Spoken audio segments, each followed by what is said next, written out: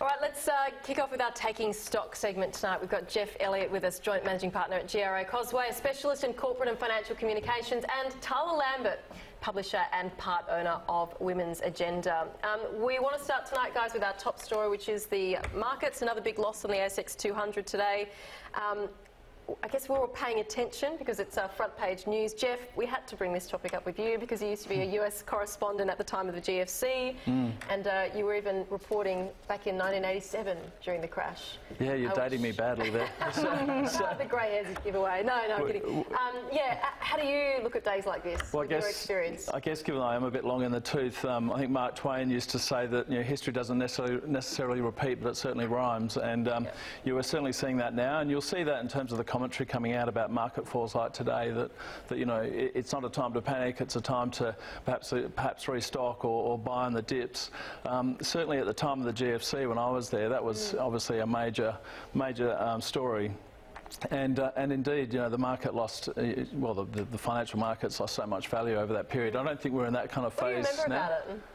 Well, I remember sitting in a hotel room in Columbus, Ohio, covering the presidential campaign, and then Lehman Brothers collapsed, and I thought the presidential campaign covering the first black American president has suddenly changed into what is a major economic and global financial story. So it was really quite a remarkable period. But the antecedents of the problem in the US at the time with their economy and the subprime crisis, I mean, well before the GFC, I remember going to cities in the US in the Midwest where you could buy a house on a credit card.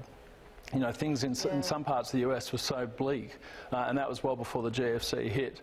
What I feel about this sort of these market ructions currently, and particularly in the Australian context, is that the economy is still doing pretty well, and there's some petrol in the tank for the RBA if they needed to cut. We always debate in the newsroom when we have days like this whether it's a bloodbath. Well, we don't like that. What do you think? I mean, you're business editor at the Australian for a while. Like, we feel uncomfortable about that, but I know it gets. If you're sitting on a pile of debt and you've just bought into the market over the last couple of years, I think today's feeling pretty bad. Yeah. If you're over leveraged in situations like this, it's not a good place to be.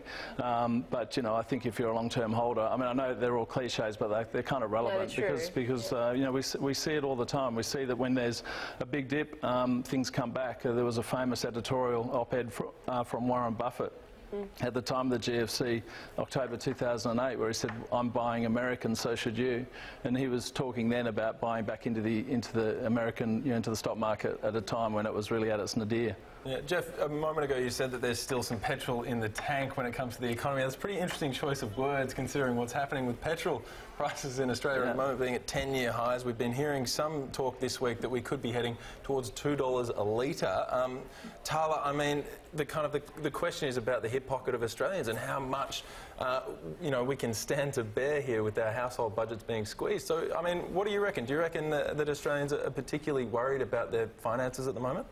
Yeah, I think so, and I don't think that we can downplay the psychological impact of rising petrol prices, and they're at a 10-year high, and wage growth is stagnating, and it just has such an impact on the majority of Australians and families.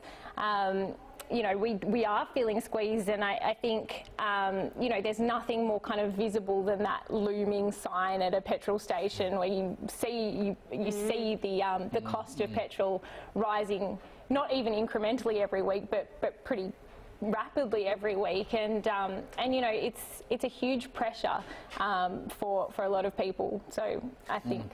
Yeah, Brooke, you were talking about the fact that Australians are, this is earlier today, we were talking about this, and you said that there's some research showing that Australians are increasingly avoiding toll roads because, Yeah, I was speaking to an executive at one of the big listed retailers, and they were talking about the way they can even see traffic around certain parts, say in around Western Sydney, where when petrol prices are up, that they have more gridlock around certain roads because people are actually avoiding toll roads, and now is one of those times. And they use that almost as a barometer. I just think I feel like, and Jeff, with your experience, I'd love to know what you think as well. Like, I feel like we can't underplay this issue too much at the moment. It's a fairly mixed picture in consumer sentiment numbers at the moment. It's been neutral for a while, and petrol prices obviously play a part in that.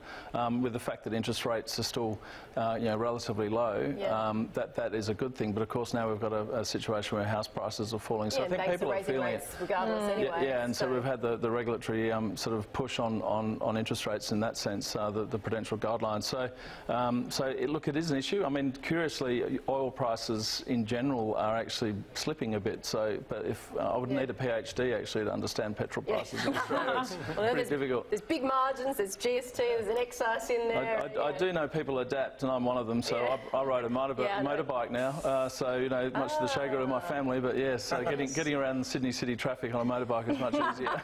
So, wow, you deserve risk damage, insurance. risky pay extras or something. Yeah, Tala, I guess I just wonder with the publishing that you guys are doing at the moment, do you find this story is just trickling through a lot of your content and a lot of the thinking in behind your... Yeah, well, I mean, I think for women in particular, there's financial gaps across the board, and so pressures anywhere are felt very acutely. But I think it's, really a ripe time for policymakers and politicians to step in and actually start to think about what we can do to mitigate this as well. Start looking at electric car technology and ways of better resourcing public transport as well, to see what we can do to kind of alleviate that pressure on the average family, because yeah, especially for those living from paycheck to paycheck, it's monumental, and it doesn't seem like it's, there are ebbs and flows, but it does seem like it's growing pretty consistently, and it's worrying. We kind of look at some consumer behaviour and consumer sentiment numbers quite a lot as they come in, and one of the things we see regularly is that consumer anxiety is at the highest level among Australians with low incomes, with renters, with people with kids, and with young women in particular. I mean, why do you think that might be, given your area of expertise? Again, because of the gaps that women face across the board. Not only are we facing a 15% gender pay gap, but there are also, big gaps in superannuation as well. And for young women, that's really not dissipating. We would have thought that maybe that's starting to close. But I think there's a really long way to go before that becomes reality, and it's a huge pressure. So I think that's really why. We had another. This is a terrible segue, but get ready for it. What consumers want. We're talking about consumers. We're talking about what they want, right? Yes. But no, it's an interesting other story that came across our desk today.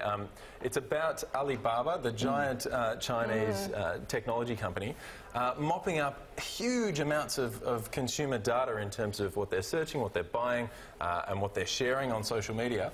And they're sharing that data with big companies to kind of feed back a clearer image of what the consumers want. And one of the most interesting things that we saw come across was this information that they shared with Mars, that people apparently want a spicy chocolate bar, a spicy Snickers bar. So, Jeff, what do you reckon? Would you be game on trying one of those? Well, yeah, I would actually. I like my chili, but interestingly, there's a lot of concern about data and data harvesting, and I think that those concerns are valid. But on this one, I'm kind of all for it. I think actually it's a positive side of the data collection, in that perhaps we're going to get sold things that we actually want as opposed to things that we don't.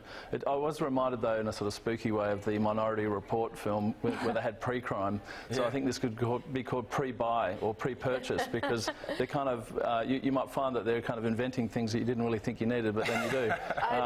So you never know. But I mean, spicy Snickers bars, the why gaps not? in your life you never knew you had. That's right. Which is actually consummate marketing, but nonetheless, it's not a bad one. Companies, I mean, you're on the corporate side. That's right. I mean, this is perfect for. Well, look, and Facebook are very adept, obviously, at the advertising that you see on any web page you open. It will reflect the searches that you've been doing. So I don't know whether you've noticed that, but this is another example of that. But nonetheless, I do put a caveat on it. I think we need to be very careful about the way that data is used. But this is a very clever marketing exercise. I think we're going to see a lot more of this out of China as well, because, not only are they the biggest, most powerful country in the world, but they also don't care a huge amount about the privacy. Oh, yeah, data's for everyone. That's of their citizens. So I think more and more we're going to see that. I agree with you. I think there are benefits to big data and analysing it, but it is also it's a very precarious time to live, and there are big concerns with it as well. And yeah, I mean, I hope that they're able to kind of do that in a way that doesn't breach people's privacy too much. I mean, I suspect in China that's already long gone, but at least in Australia I hope that doesn't become the case. But I agree with you, a spicy Snickers bar does sound pretty excellent. Of course, so the ultimate test is if people don't buy it, they won't do it again, right? That's exactly right. They've got to wait to see the sales of them. But I mean, why wouldn't you buy it now? Because everyone's talking about it. It's a kind of a double effect in some ways. I'll bring one on set next time I'm here. Yeah, well, we're trying to track one down as we speak. We should get the product placement. We should be. Now, Steve Smith debuted on the Young Rich list as well, apparently $27 million, which is 95th place. We had the ball tampering scandal and yet managing to sneak into that list. Yeah, I found that quite interesting, actually. Yeah, well, look, I mean, I would like to know who his investment advisor is. I mean, I think we can't begrudge him his wealth. He's a very talented cricketer, and I think that some of this predates, obviously, the ball tampering scandal, in which they've owned up for that. So he's owned up and apologised, and the world should move on. All forgiven? If you play up and you own up, I think why not? Yep. Yeah, forgive him. I agree. Yes, we as a country came down incredibly hard on the cricketers at that time. I mean, look, it's a bad look to be, as we're seeing now. This is vision that we're very, very used to now because it was such a big deal when it happened. Tala, I mean, what do you think? Steve Smith, rich lister now. Good kind of good investments and everything. What do you kind of think when you see someone like him pop up in the Young Rich list? I mean, like, sure, I can't say I feel overly strongly about this. Do I think that there are people more worthy of being on that rich list? Possibly. I agree. I think that we did crack down on the cricketers quite harshly, but they are in the public eye and they were doing the absolute wrong thing. And they were also, it was also an easy one for them to get caught out on. So, he kind of creeped in at 95th spot, and he also is, he's one of our lovable Australians. I think he is. It was all about investments as well, Yeah.